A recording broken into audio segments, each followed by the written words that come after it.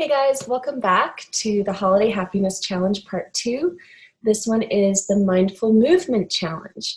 If you participated with me last month for Mindful Meals, I hope that you had a great time and that you learned some good tips and that now food is kind of your friend and eating is fun and you know how to moderate and you know how to say when you're full and you're happy and you're complete. So along in that same vein of thinking, the Mindful Movement Challenge is designed to get you to help your thoughts and your movements come to a place of expression, of wholeness, of just simple enjoyment of movement. So I hope you enjoy today's share. I'm going to be giving it in kind of a binge watch fashion. If you're following me on social media, I'm going to be breaking it up into smaller chunks day by day, but I'm providing the whole thing here, all 9 days, December 9th through 17th, all in one presentation, so that if you want to go back and you don't want to click on little snippets, if you're like me, I kind of like watching long presentations, so I'm providing that for you as a convenience. So let's go ahead and get started. I'm just going to start by sharing the screen with you. And we'll get started with the Mindful Movement Challenge. All right. So we are going to use movement to help relieve stress. Movement is naturally stress relieving. It dates back to our instinctive nature, the fight or flight response. Yeah. So movement helps us to take abstract stress and translate it into, here's something I can really put my feelings into, okay? So it's important to have movement. If you don't have movement, a lot of times emotions get stuck in the body, they're not processed, they're not dealt with, and they can cause health problems. So let's not have any of that. So each day is structured to include a quote that will help inspire you. There's a topic of discussion, and then there's a workout recommendation. So first off, we're going to start with day one. The quote for the day is, "When there is no enemy within you, the enemies outside cannot hurt you." And I really like this quote a lot. I think it's important for us to recognize that we have to be our own best friends. You have to love yourself before anything else. If that basic need is not met, everything else in your life just has trouble synchronizing and getting in sync. All right, so day one, honor yourself. This is the challenge for the day.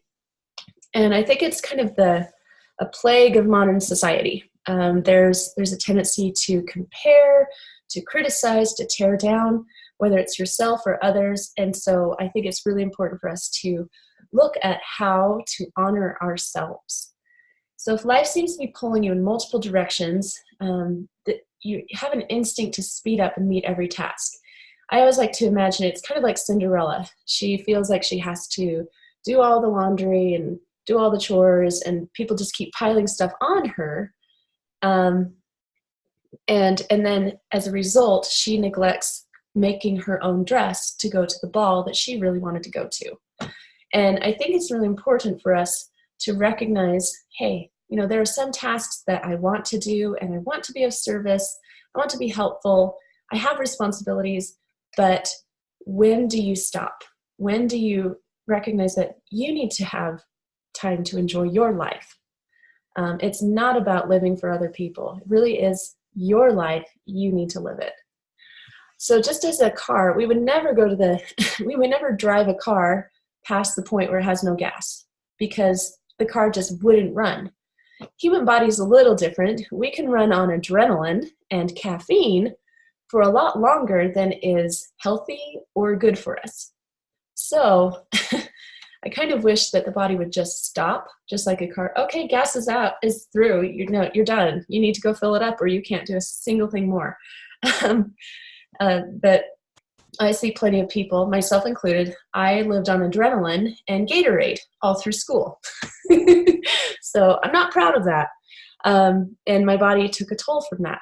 So this is kind of where that honoring yourself challenge comes from. It always comes from my personal mistakes. So just laying it out there. So I'd like to today take a look at your physical routine and find time to move in a way that energizes you, something that you really enjoy. Notice areas where you are possibly letting others take advantage of your time. Find polite and firm ways to say no and simplify your responsibilities. I have a friend who's really good at this. If she feels like her schedule's too full, she simply says, you know what, my schedule's too full. I want to have time with my family. I want to be able to do this activity with them because, right now, life is to be lived right now. And so she will sometimes say, no, thanks. I don't want to do that activity or go and do that service opportunity. She does plenty of service. She does plenty of good things. And she recognizes and paces herself. And I really admire that about her. And I've learned a lot from that. Also, not only simplifying your life and responsibilities, examine your self-talk. Do you talk to yourself kindly? Do you talk to yourself as politely as you would to your best friend or your boss? If you don't, let's take a minute to kind of turn that around. I am the queen of self-criticism. Nobody would know that about me because I don't say mean things about people. And I think that people are often surprised when I say, yeah, I'm really perfectionistic and self-critical. And they go, what? Because I'm really good at sparing other people's feelings, but I'm really hard on myself for some reason. And if you find yourself kind of in the same boat, then I guess I'm talking to you too.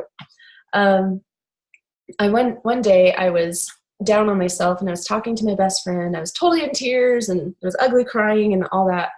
And she looked at me as I was saying all these terrible things about myself and how frustrated I was. And she looked me in the eye and she said, Arwen, please stop being mean to my best friend. And I went, yeah, I would never say this to my best friend. I would never say that. And, I was at the point of calling myself a loser. And I thought, well, if I called my best friend a loser, that would not go well. And it wouldn't even be true, right? So I'd like you to honor yourself today by examining your self-talk. And every time you find something to pick on, I'd like you to take a moment to argue with it and to say, well, maybe I messed up here, but I'm doing this, this, this, and this, and I'm trying my best. So honor yourself that way. Give yourself the credit you deserve. Also, for the movement part, honor yourself with mindful movement. Now, I recognize that I'm a dancer, I'm an athlete, I love movement, and I'm very biased about its importance. But because I did professional dance and professional athletics, I have to say that there's something that happens when you move and you pay really close attention to it. There's something that happens in your brain that just helps regulate your hormones. It regulates your mood. And I can't tell you about it. You have to experience it. So I want you to choose an activity each day to get you moving. And it really doesn't matter what it is. You're going to pay super close attention to how you feel and how you talk to yourself during the activity. You accept the positive and the negative experiences as one complete package. You modify the movement and be more gentle or intense as you express yourself. I have two examples of this. I love to cycle, and I love to cycle around town. And I find that I can get into a very meditative state when I'm biking around town and I'm seeing nature. I'm noticing the wind on my skin, the sunlight coming sideways through my sunglasses. I'm noticing the bumps in the road. I'm noticing the pounding of my heart, the rhythm of my breath. Find ways to pay attention to the activity so that you become involved in it and you kind of become lost in it. It's a wonderful place to be, kind of childlike in the experience of play. My dog is also really good at this. He knows when to create more intensity for himself and when to relax. So I would say, I recommend that you kind of exercise like my dog does. He chases the stick and he gives his full expression. He's happy. He's having so much fun. He gets his heart rate pounding. And then when he's tired, he trots around, he sniffs some grass, he does his thing. And I find that they've done some studies on exercise science and human behavior as well. We're wired the same way. We're not meant to pound, pound, pound, pound, pound relentlessly. We're meant to pound and then recover. Pound it and recover. And we do better when it's a little more playful and expressive. All right, so since we're doing the binge watch version in this video series, this is day 2. So pretend that it's day 2. Anonymous is one of the most famous quote givers of all time. He's given more quotes than anyone I know. Okay, moving on. I shouldn't joke. Anyone can find the dirt on someone. Be the person who finds the gold. All right, so second day is all about honoring others. So I want you to catch yourself if you're starting to criticize someone else today. It's really easy to do. Sorry, human beings, we're not perfect, and we all deserve criticism. Let's be honest. I mean, we probably totally deserve it. But, however, in order to honor others, criticism doesn't always help growth. So recognize that and ask yourself, okay, is this necessary? If a child is running to the street, yes, please stop them from doing that, right? There are some things that people need to hear feedback on in order to protect them or help to improve their situation, yes. But I'd like to challenge you, in order to honor people within their weaknesses or mistakes, I want you to pause before giving criticism. Don't give criticism in anger, and don't give it as a reaction. Always pause, hear them out. Really listen to them, even though you're just aching to just jump in, fix it, offer advice. Take a minute and listen. I've had multiple experiences where I'm a teacher. I was a university professor. I was paid to have people come and listen to me tell them exactly what to do. So I'm very used to giving advice that's unsolicited, and I'm always there giving feedback. And so I get into that habit.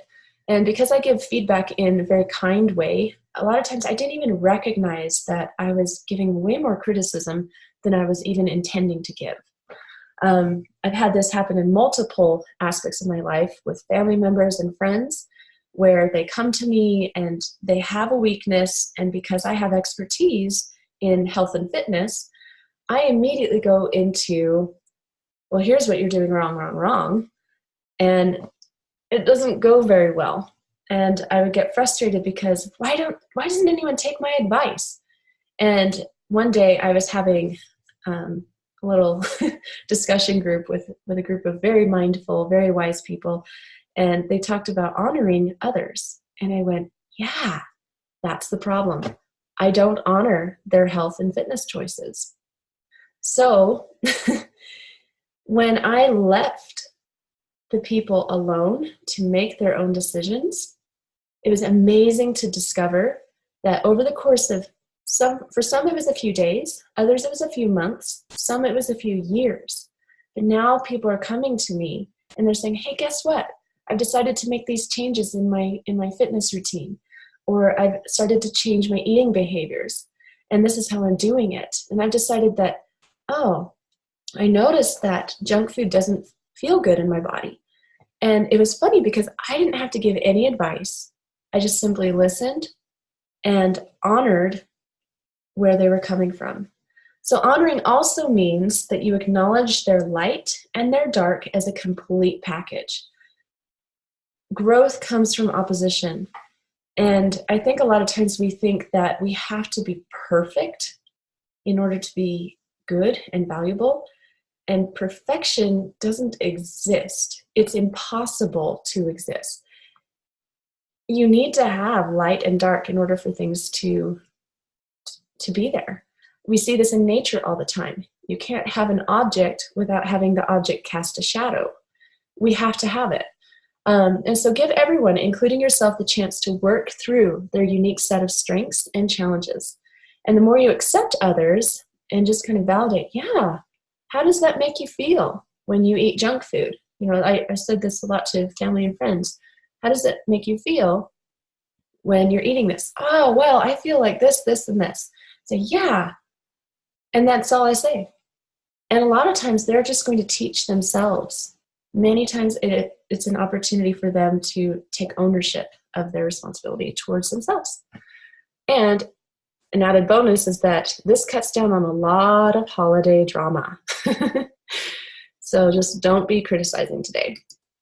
All right, so the movement challenge is to find an activity that you can do with someone else. It could be a friend, it could be a family member, it could be a group fitness class, play with a kid. I just want you to notice your interaction with other people today, and without comparing or judging. And notice, sometimes I'll be honest, I go to the fitness classes and I look at the person next to me doing super amazing box jumps, or someone else who's not even, in my opinion, not trying, but without knowing their story.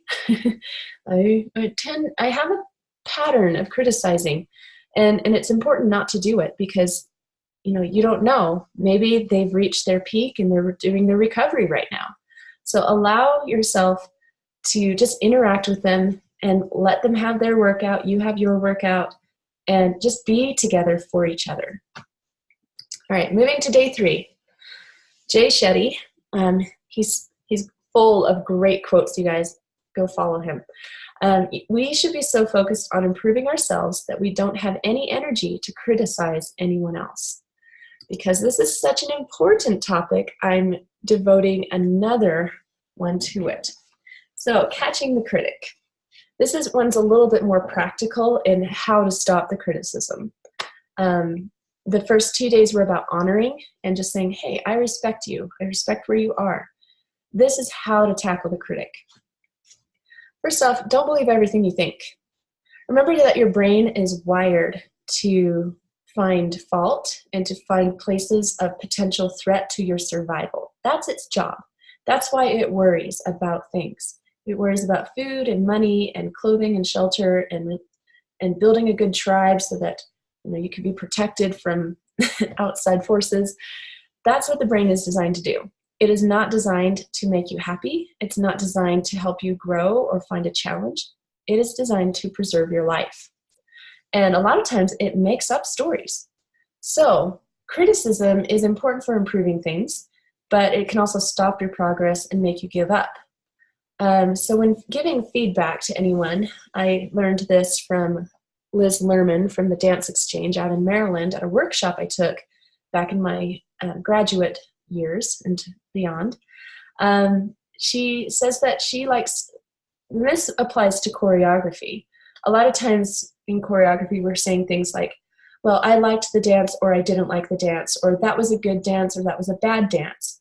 And Liz Lerman, she talked a little bit about that and said, wait a second, how can you tell what is truly good and what is truly bad in dance? Because dance is self-expression. So how can I tell someone that their expression is right or wrong, good or bad, successful or unsuccessful? What do I know? And so she made this beautiful model for giving feedback that I adore. She says, always ask permission before giving feedback. And when you do it, it's not about letting them have it. It's really about helping them understand their choice and their intention. So she says, I have some observations. Would you like to hear them? So this can empower the listener with a choice to hear advice or wait until they are ready for it. In the choreography world, if you've ever choreographed, maybe you haven't, but let me tell you what it's like if you haven't. Choreography is a very creative and difficult process. There's a lot of playing around with ideas. There's a lot of not knowing what you want to say. There's a lot of instinctive, oh, I'm doing this move and I don't know why. And then people ask you, why are you doing that move? And you say, I don't know. And so if you're criticized in that vulnerable moment, you shut off a lot of the creative growth opportunities. And so criticism, it should always be given with the intention of building someone up or lovingly calling them to their best self. So whether you're doing dance choreography, which you might not be, or if you're just trying to build a better relationship in your family or your friends, ask yourself, how can I empower this person to find their own solution? And when I have feedback for them, how can I give that in a way that is necessary, kind, and constructive? So in your workout today, you're going to practice catching the critic.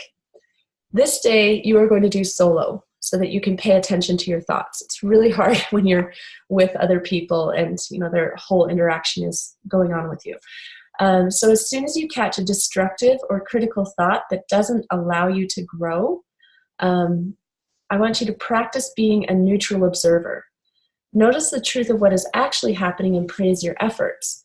A lot of times, as a runner, I use a lot of critical speech to get me to motivate to run faster. I kept saying things like, you know what? Other people who work this hard are faster than you. And did that make me faster? Never. It never made me faster. So if you can catch that, you can just simply say, oh, you look down at your watch and you see your pace time, you go, oh, I'm a 10-minute mile. And as soon as you start to hear that, oh, but I know so-and-so does an 8-minute mile on this same run. Then you say, well, that's nice for them. I'm doing 10 right now. Maybe I can speed up for 30 seconds. Let's try that. Okay, I'll try that for 30 seconds. Oh, that feels pretty good. I think I can hold that. Or I'm not ready for an 8-minute mile pace. All right, so catch that critic and transform it in the moment. Day 4, you are confined only by the walls you build yourself. All right, the good life. Day 4. So life is as good as your mindset is right now. This is something that I've learned from yoga. I think sometimes there's a tendency for you to live in the past or in the future instead of in the present moment. And this is where a lot of our troubles come from. If we're living in the past, we're constantly regretting. And the past is done. Sorry. There's not a lot you can do about the past. It's done. It's in stone. It's in photographs. It's in journals. I mean, it is what it is. And you can't change it. So you might as well learn from it and move forward in the present. There's also the future. The future is what if. And that can be intimidating or really inspiring, depending on how you think about it. So today, I'd like you to get outside. I think sometimes technology and modern life is a little bit contrived. We've kind of created these artificial needs around us. We think we have to have things to be happy. And we forget that life is already good, with or without things. So I'd like you to leave your technology and to-do list behind. Recognize that this planet is a gift. You already have it all. I mean, if you're alive, you're breathing, you're here, that is the gift. Having this abundance mindset actually brings more good into your life. If you're always thinking about what you don't have, you can spend your whole life feeling miserable. So the secret to the good life is not having things. It is it's recognizing that sense of gratitude and that, wow, there's beauty all around me. So for the mindful movement portion of day 4, I'd like you to try going outside for your workout. Shovel snow, play in it. You can work out near a window if you're a person who doesn't like the cold weather. Go skiing. That's my preferred version. That's where you'll find me. I will be on the slopes. I'd like you to notice the simple details. Look at birds in the bare branches, the color of the sky, your breath fogging in front of you. Finding those simple things that maybe you enjoyed as a child. You thought, how cool that my breath is visible, and just recognize that that is the good life. Spending time with family, with friends, with nature. Just get outside. All right, day 5. More people would learn from their mistakes if they weren't so busy denying them. I'm going to give you tons of peace of mind right now. I find that if I used to be one of those people that if I had to admit I was wrong. It hurt so bad, and I just couldn't do it. I'd rather just run away, hide away, instead of face it. But once I started acknowledging and taking responsibility for it, I can't tell you how relieved I felt. So day 5 is about acknowledging your part in the problem and in the solution. So part of finding inner peace is being honest with yourself. How did you play a part in creating a situation you find yourself in? It is totally easier to blame, to defend, and to argue. It's easier to point at that person in the group who didn't do their part of the project and say, they're the reason why the project failed. But peace is never going to come that way, and the project usually doesn't get done if you sit there and say, well, so-and-so didn't do their part. Acknowledge your own. So I'd like you today to take a deep breath and ask yourself how you contributed to the disagreement or the consequence you were facing. It's very uncomfortable to do this, I'm not going to lie. It's going to hurt. You're going to feel a burning pain in your chest. You're going to feel a tightness in your throat. You might tear up. You're going to feel uncomfortable. But the more neutral that you can learn to be about your mistakes, the more you're going to have peace. Because I hate to break it to you, you're going to make mistakes all the time. And if you just simply own it, a lot of times people are more willing to forgive, to work with you. If you don't own it, if you deny it, then more conflict comes. If you're the person who never puts the dishes in the dishwasher, if you just say, you know what, I do that, or I don't do that, right? I don't put the dishes in the dishwasher. I leave it for other people. I have to acknowledge that. I have to say, I have to do something about that. And do you know what happens to the other person's level of frustration? Their frustration is all the way, they've almost had it with you. They're ready to leave your dirty dishes on your bed as a statement. And if you just say, you know what, I don't put the dishes in the dishwasher. Just simply saying and admitting it makes them feel, yes, exactly. That's what I've been trying to tell you. It's going to give a lot more peace in your relationships to be able to say, yes, I do that. And then to work responsibly to improve. So as you accept yourself and others, even with flaws and weaknesses, you can also work to improve with more cheerfulness, because then it's not so personal. You simply say, yeah, that's a thing that I do, and I can work on that. So for the movement challenge, try a workout with a friend today so that you can cooperate. You can take a dance class. You can do an activity that requires conversation, cooperation, or interaction. I know that there are a lot of HIIT workouts out there where you can either compete with each other or you can like toss a medicine ball to the other person. There are lots of interactive ways to kind of take responsibility for the workout, and you work together as a team. So give your best effort so that you both have a good experience. And I hope you have fun. Day 6. Oh, Brene Brown. Go read those books. They're amazing. Every single book she's written is amazing. Vulnerability is the birthplace of love, belonging, joy, courage, empathy, and creativity. It is the source of hope, empathy, accountability, and authenticity. So today is day 6. The real deal. Be authentic, be yourself. And I think this one gets cheesily represented all the time. Always feels like you're walking through a high school where they have all the banners. You can do it. You are awesome. All those things. But being real and being yourself is one of the greatest challenges that I think any human is going to face in this life. I think adult life often forces you to wear hats that don't fit. You might be very skilled at certain things and then not so skilled at others, and adult life requires you to take on responsibilities that are not your first choice, maybe not even your strength, or even what you want. So you may find yourself feeling like you have to fit a mold, you have to wear all these hats, and it's good. It's good for us to have new challenges and responsibilities and grow into these roles. But if you're finding yourself doing something that is not authentically you, this is where I want you to be a little more mindful. You may find yourself holding back in social situations, stifling opinions that may not be popular.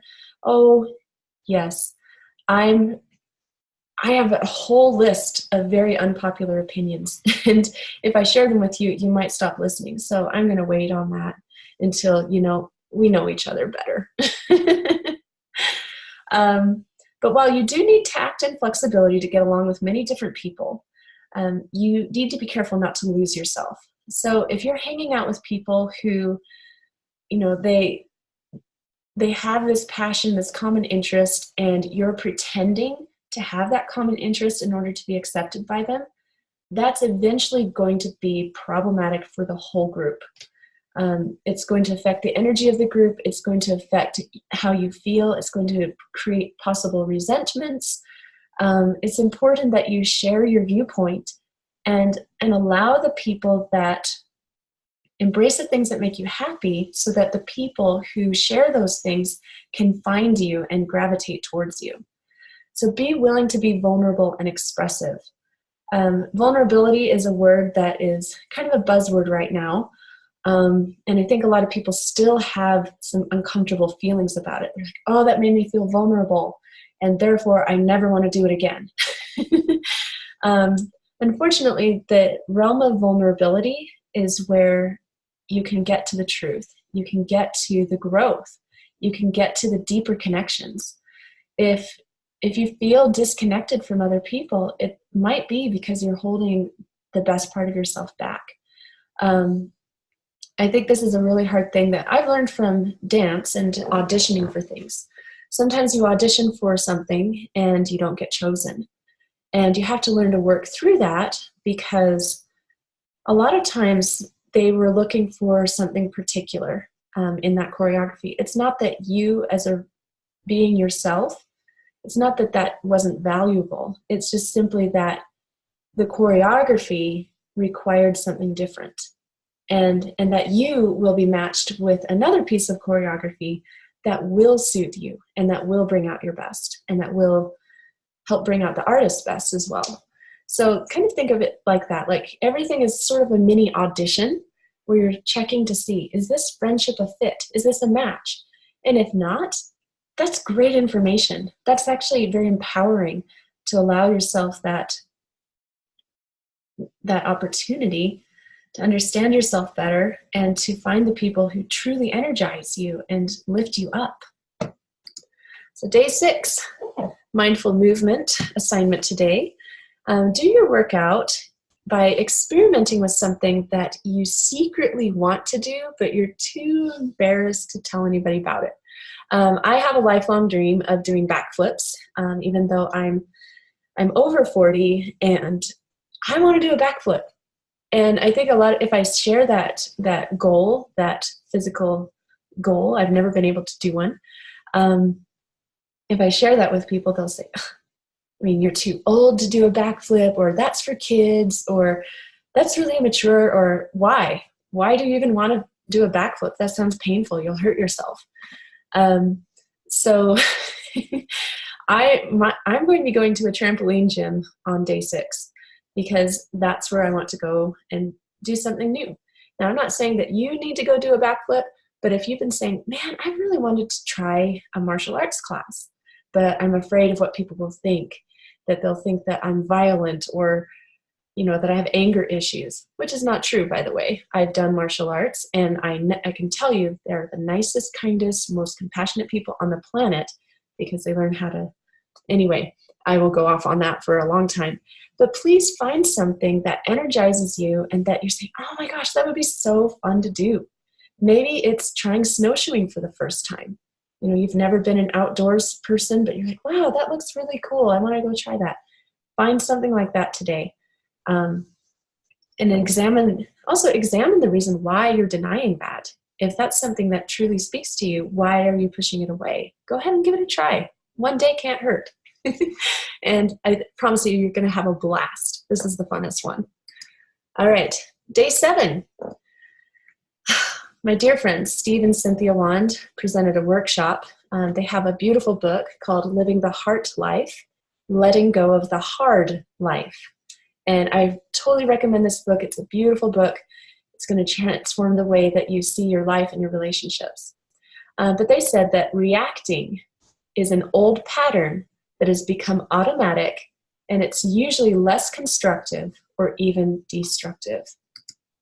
So today, day 7, we are defusing the reaction. I like to think of reactions as kind of those old-fashioned dynamite sticks, and just every time something goes wrong, and reactions can get very exhausting. And I think a lot of times at the holidays, when we're around family members, they start pushing our buttons like they did when we were 5 years old and they were the older brother, sister, whatever. I think that your family does know how to push your buttons. And so this is a really good skill to take into your holiday season. So the idea that Cynthia Wand and Stephen Wand talked about with reaction versus responding. Reaction is usually a knee-jerk response. It is quick, it is explosive, and it's usually a big pattern. Someone says something triggering and we have the stinging comeback to put them in their place. That's a reaction, okay? Other reactions come in the form of, sometimes if you had a bad day at work, the reaction is to go get yourself a cupcake because you need comfort food. That's also a reaction. Even though it's not a violent or argumentative one, it is a reaction. It's a habit. And I'm not saying that whether the cupcake is good or bad, but it is a habit. So it's something to take a look at.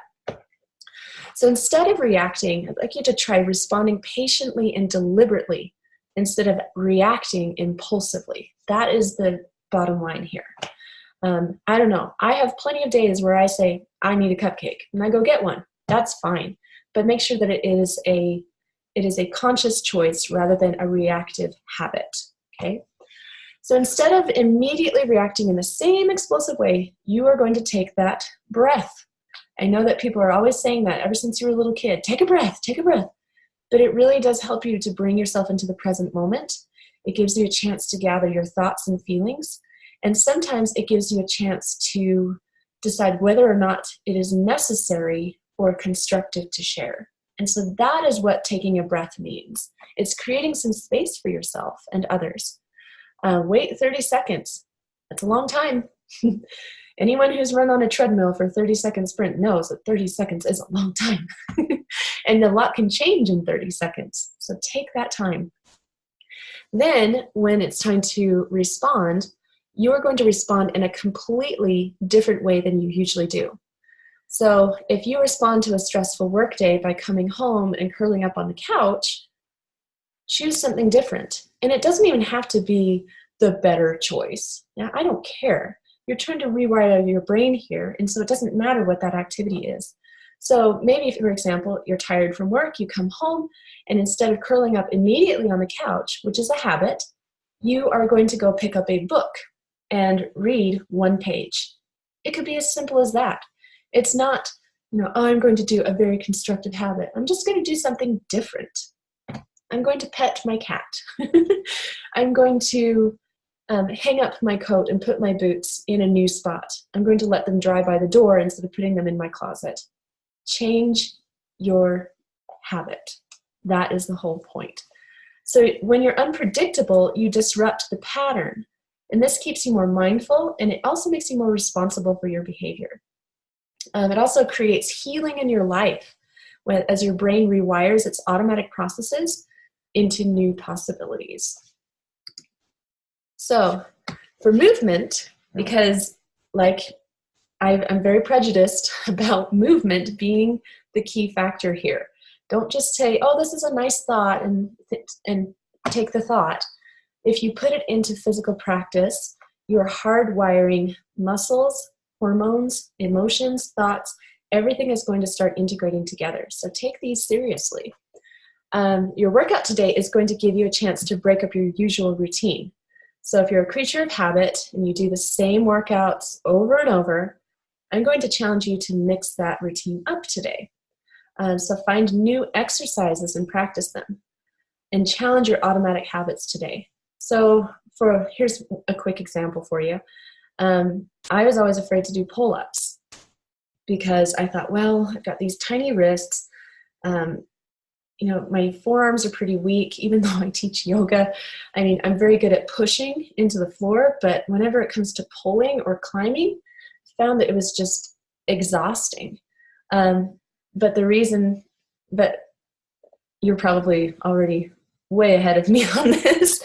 But as I started to try the new exercise, I learned new things about how to coordinate my core, how to use my legs, how to create new habits in my body that ultimately made strengthening easier in other parts of my world. I found that when I started rock climbing a little bit, that my yoga started improving more because I was doing an opposing action. It was the pull action, whereas yoga is mainly a push exercise modality. So I hope you have fun finding a new exercise, whether that's push-ups, whether that's lunges, whether that's box jumps that scare you, or trying a cartwheel for the first time in your life. Do something that diffuses your plain old, same old routine. Add at least one new exercise that you have either avoided or haven't tried before. It will change your life. All right, day 8. When you allow your ego to control your thoughts, everything you believe becomes an illusion. Now, we hear a lot of talk about egos, and usually ego is kind of viewed as this awful thing. And the ego is not an awful thing. It's simply an aspect of the mind that is necessary, but if it is unmanaged, it can become a problem, just like any other part of the mind. Everything needs to be put into balance and perspective.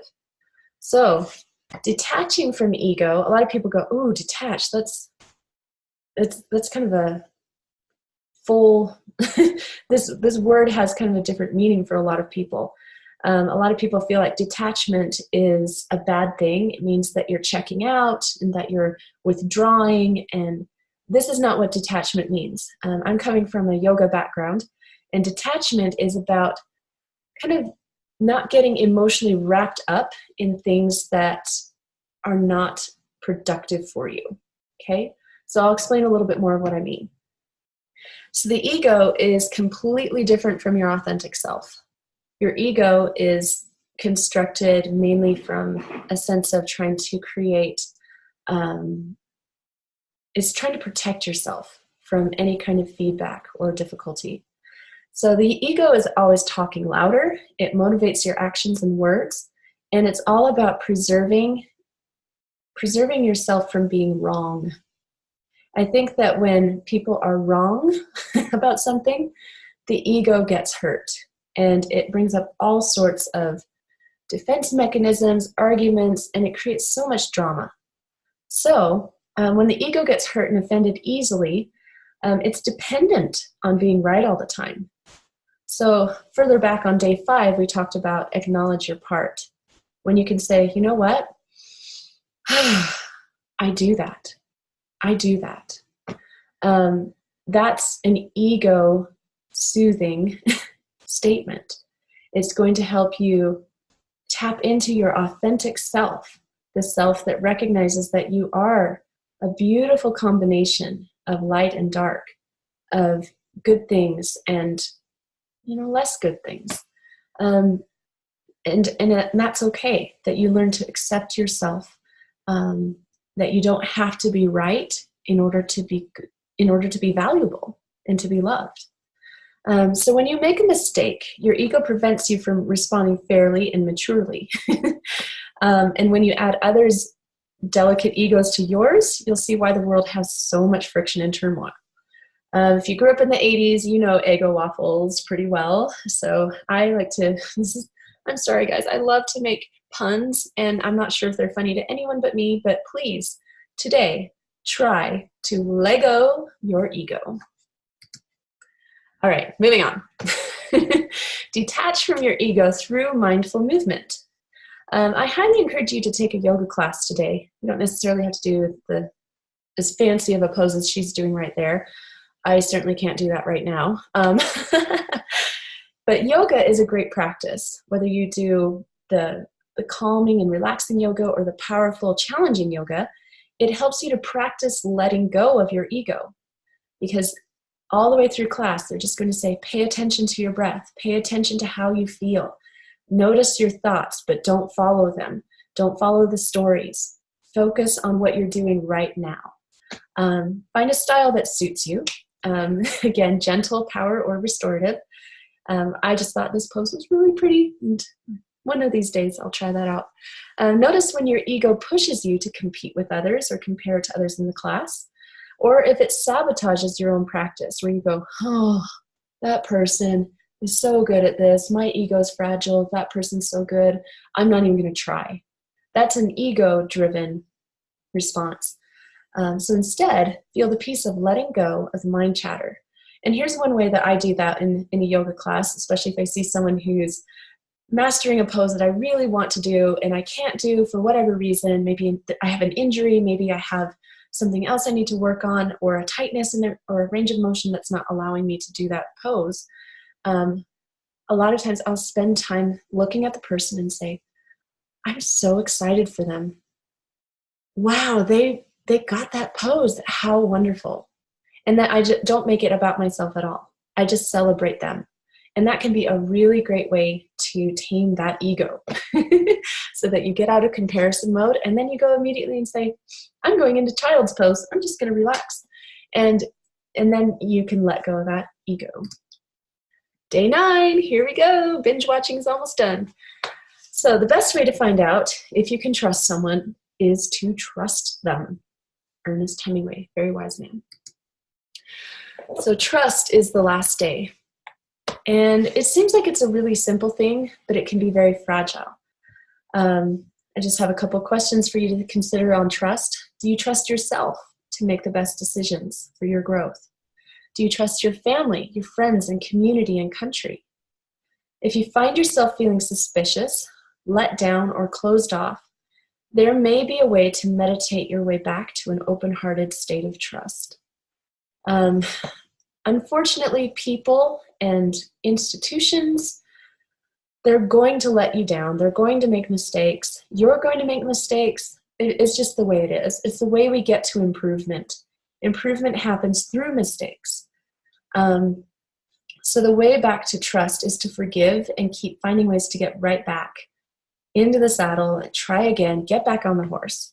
When I was researching for this project, I looked up all these trust quotes on the internet, and there were so many that were about, once trust is broken, it can never be repaired. So always be trustworthy. And I'm like, yeah, I guess that's pretty good advice. But it also, it's so perfectionistic in its thinking.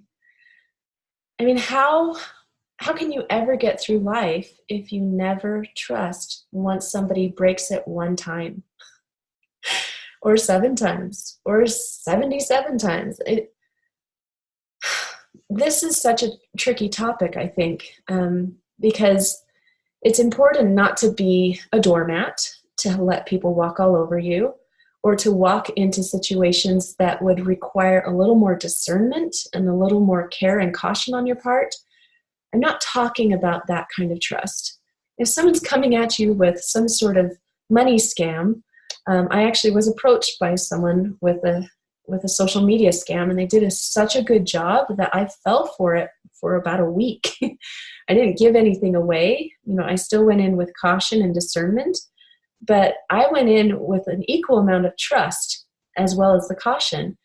And there are people that don't have your best interests at heart, and to be able to find the happy balance between the two of caution without allowing it to become suspicion and fear, and to find a balance of trust without it becoming naive or making yourself vulnerable to being taken advantage of. So trust is a tricky one, but my general advice for it is that in your close relationships, just recognize that the people closest to you will make mistakes.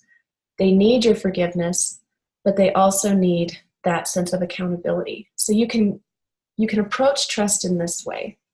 If someone lets you down, if you communicate clearly and say, this is how I feel let down, and this is what I'm going to put in place as a consequence or maybe as a boundary to help protect against this breach of trust. Are you willing to work with me on this?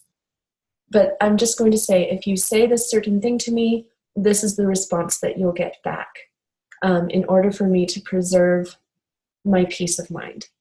If you have those gentle conversations with people, you'd be surprised how often people are willing to say they're sorry and work to repair and to bring that sense of forgiveness and to rebuild that trust. So that is my advice for you today.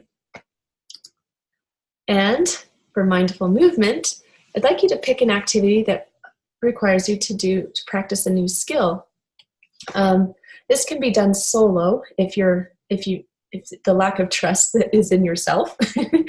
If the lack of trust is maybe in another person, maybe finding an activity with this person to build trust together. Now, the first thing that comes to my mind is a terrifying image of you guys deciding to go do a trust fall. Please don't do those. I don't think you should trust anyone that much. Don't do trust falls, please. But it could just be adding a little more weight to your bench press. Maybe you're going to try a dance step you haven't done in a while.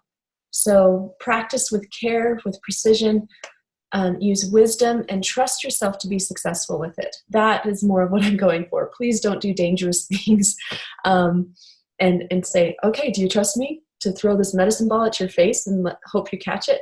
Please don't do things like that. But practice a new skill. Do it either by yourself or with someone, and let yourself have some fun with the movement. Okay. Let's see if my mouse will come back awake again. All right. So we have come now to just a little wrap up here. I hope that you have had fun doing this challenge. If you've been watching this in binge watch form, hope that all the advice in here is useful to you. It is kind of my way of giving a little Christmas gift. And remember that if you'd like to join SomaFit and be qualified for the grand prize, that is also available to you. And it's also really nice because, again, I've practiced all those videos. I know all those, well, not all the videos, sorry. I mean, I know all the people who created the videos. There's 250. It would take a long time for you to get bored with this workout. And you pay one fee and you get lifetime access. So you're welcome to try that out. Try out all the activities here. Share them with your friends. Share them with your family. And I hope you guys have a wonderful holiday season. However you celebrate it, I think that these principles will apply to you and to create a greater sense of continuity between your mind, your body, your spirit, and will help you feel healthier and happier and more vibrant. And if you have any questions, you can always send me messages on social media or through email. arwen@arwenrogers.com is how you can reach me there. And I hope to be hearing more from you. Leave comments and let's start a discussion. Hope you guys have a wonderful holiday, and I'll see you next time.